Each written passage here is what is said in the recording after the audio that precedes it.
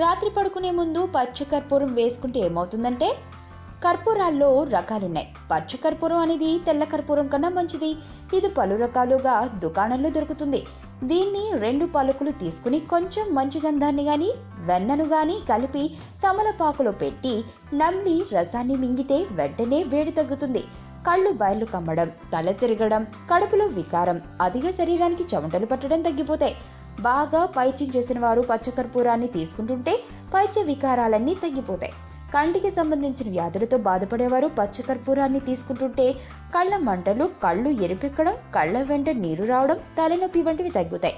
ఇందుకు పచ్చకర్పూరాన్ని రాత్రి వేళ తీసుకుంటే ఏం జరుగుతుందో తెలుసా?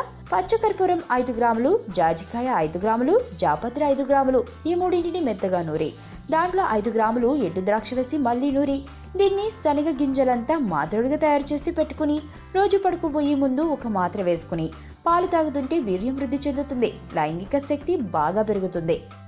మరి పచ్చకర్పూరం వల్ల ఇంకా చాలా ప్రయోజనాలున్నాయి. అవేంటంటే, బీపీ ఉన్నవారు 2 పూటలా పచ్చకర్పూరాన్ని తీసుకుంటే బీపీ పెరగకుండా అరికడుతుంది. మూత్రం పోసేటప్పుడు మంట, చీము, సుఖ వ్యాధులున్నవారు పచ్చకర్పూరాన్ని గంధంతో కలిపి తీసుకుంటే బాధలన్నీ నివారిస్తాయి. వేడి చేయడం వలన కలిగే ఒళ్ళు మంటలు, అరికాళ్ళు, అరచేతుల మంటలు మొదలైన వాటికి పచ్చకర్పూరాన్ని గ్లాసుడు పాలతో కలిపి తీసుకుంటే వెంటనే ఉపశమనం కలుగుతుంది. పచ్చకర్పూరాన్ని రోజు 3 పూటల 1-2 పలుకులు తీసుకుంటుంటే బలం, రక్తపుష్టి కలుగుతుంది. కంటి జబ్బులు, రక్తస్రావాలు నిలిచిపోతాయి. ఏ మందు వాడుతున్నప్పుడైనా ఆ మందుతో పాటు ఓ పలుకు పచ్చకర్పూరం కలిపి తీసుకుంటే ఔషధ గుణం పెరుగుతుంది.